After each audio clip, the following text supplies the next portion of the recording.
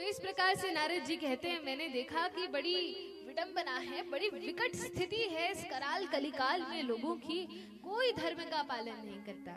अच्छा, और क्या देखा?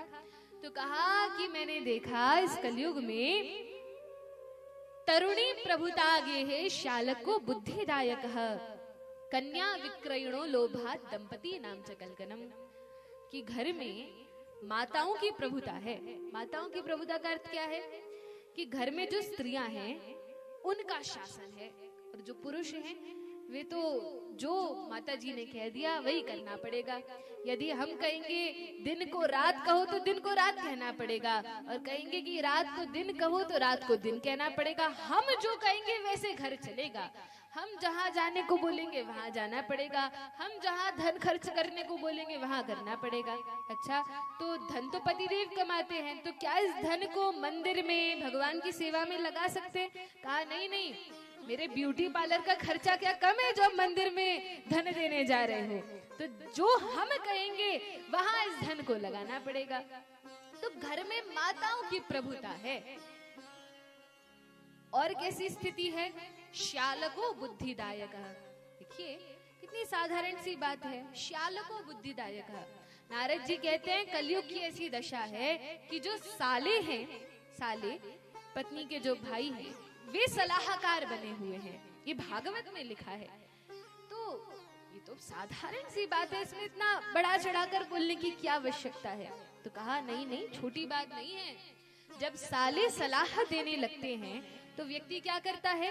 अपने माता पिता की बात नहीं मानता, बड़े बुजुर्गों की बात घर में नहीं मानता, लेकिन साले ने जो कह दिया उस बात को मानता है।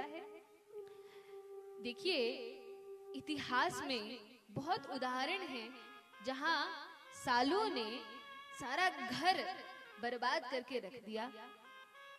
कैसे कैसे उदाहरण हैं? कौन सा उदाहरण है जिसमें किसी साले के कारण कुछ बहुत विकट परिस्थिति आ गई हो? शकुनी।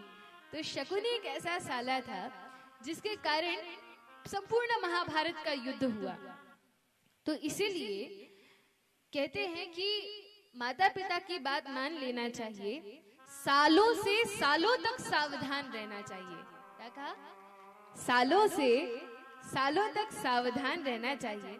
अब ये बात माताओं को थोड़ी बुरी लग सकती है, लेकिन मैं अपनी ओर से तो कह नहीं रही, यह तो भागवत में लिखा है श्यालको बुद्धिदायक। और सुखदेव गोस्वामी, सूत गोस्वामी से यदि लड़ने जाओ तो इतनी आसानी से मिलेंगे नहीं।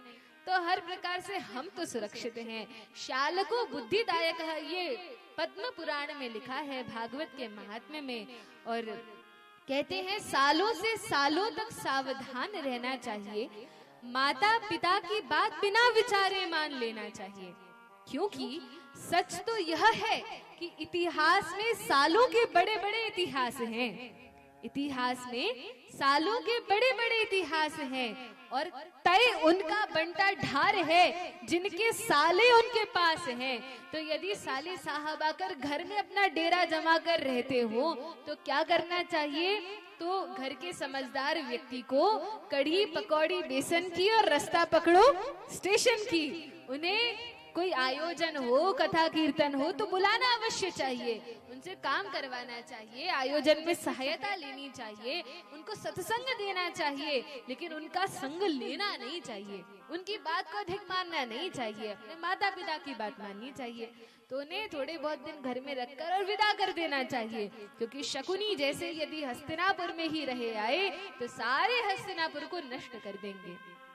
तो शालको बुद्धिदायक कन्या विक्रयणो लोभात दंपति नाम च कलकनम, कि इस कलयुग में लोग अपनी कन्या का विक्रय करने लगे हैं, कन्या को बेचने लगे हैं।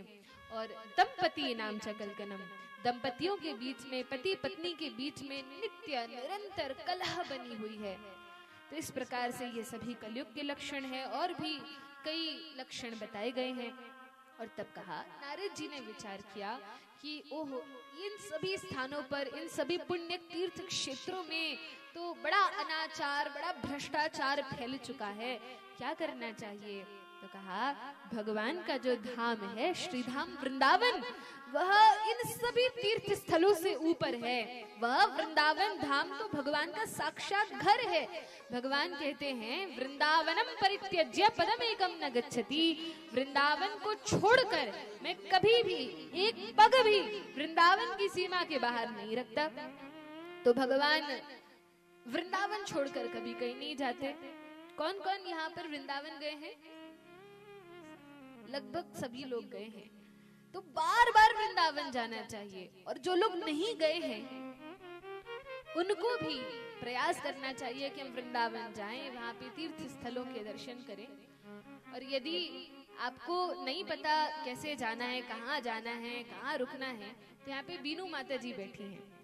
जब भी वृंदावन जाने की इच्छा हो तो इन्हें बता देना, क्योंकि ये यात्राओं में हमारे साथ जाती रहती हैं। मंदिर से यात्रा होती है और ये जाती हैं।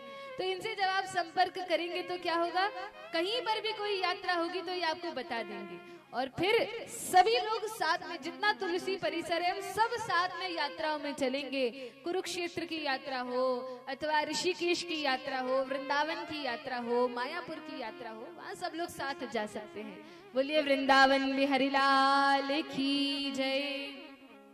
तो इस प्रकार से कहा कि मैं वृंदावन गया, और वृंदावन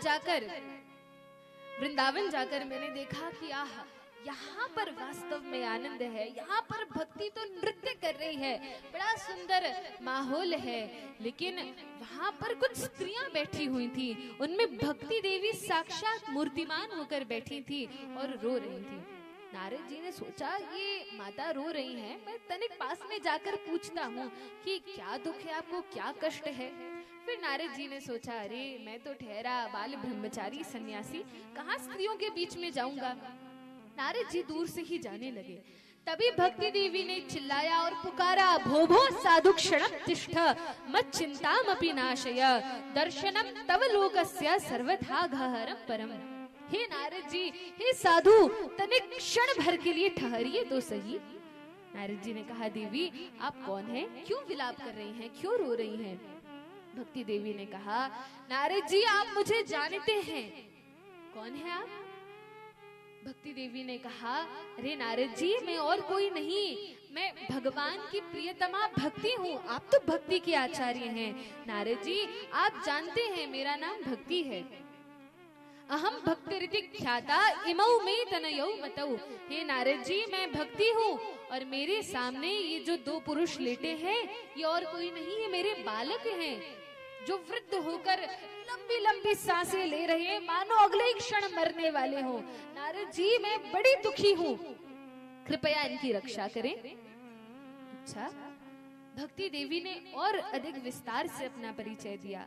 भक्ति देवी ने कहा, हे नारद जी, उत्पन्ना द्रविणे साहम वृद्धिम कर्नाटके गता क्वचित क्वचित महाराष्ट्रे गुर्जरी जीर्णतां गता। हे नारद जी मेरा जन्म, मेरी उत्पत्ति तो द्रविण देश में हुई है। द्रविण देश में कैसे, तो कहा आचार्यों के माध्यम से। मध्वाचार्य द्रविण देश में हुए, विष्णु स्वामी द्रविण देश में हुए, 12 अलवर द्रविण देश में हुए, इतने महान महान भक्तों का अवतरण द्रविण देश में हुआ, तो उनके माध्यम से मेरी उत्पत्ति तो द्रविण देश में हुई। वृद्धिम कर्नाटके गता, जैसे जैसे मैं थोड़ा ऊपर कर्नाटक की ओर आई तो वहां मेरा खूब पालन पोषण हुआ, वृद्धि हुई, मैं पली बढ़ी और बड़ी पुष्ट रही। अच्छा फिर क्या हुआ, तो कहा क्वचित क्वचित महाराष्ट्र, मैं और आगे चलकर जैसे ही महाराष्ट्र तक पहुंची तो कुछ कुछ स्थानों पर तो मेरा सम्मान हुआ, लेकिन कुछ स्थानों पर मुझे बड़ी पीड़ा प्राप्त हुई। कई लोगों ने मुझे अस्वीकार किया।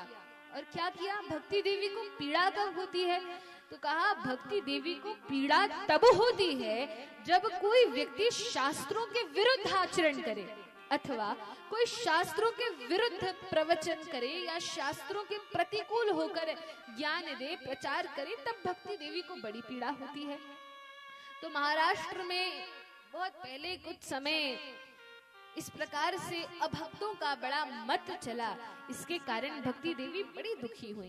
कहा मैं और आगे बढ़ी और गुर्जर प्रदेश अर्थात गुजरात गई, और हे नारद जी, गुजरात जाते ही मेरी ऐसी जीर्ण दशा हो गई। कैसे जीर्ण दशा हुई, कैसे भक्ति देवी इस स्थिति को प्राप्त हुई? तो कहा गुजरात में भिन्न भिन्न मत हैं, अलग अलग प्रकार के लोग हैं जो अपने अनुसार भगवान को चित्रित करते हैं, भगवान को बताते हैं। कई लोग तो भगवान बने बैठे हैं। तो बहुत दुष्प्रचार उस स्थान पर है। अब तो बहुत कम हो गया, लेकिन पहले बहुत अधिक था। तो भक्ति देवी कहती है, मैं गुजरात गई, वहां पर मेरी दशा बड़ी ही जीर्ण क्षीण हो गई। लेकिन नारद जी तब वहां से जैसे तैसे भागते हुए जैसे ही मैं वृंदावन पहुंची, तो वृंदावन एक ऐसा स्थान है कि वृंदावनम पुनः प्राप्य नवीनेव स्वरूपिणी। नारद जी, मैं एकदम बूढ़ी हो चुकी थी, वृद्धा हो चुकी थी, लगता था कि अब तो प्राण ही निकल जाएंगे, लेकिन वृंदावन आकर मेरे प्राणों की रक्षा हो गई। मैं तो पुनः नव युवती तरुणी, एक 16-17 वर्ष की बालिका के समान हो गई।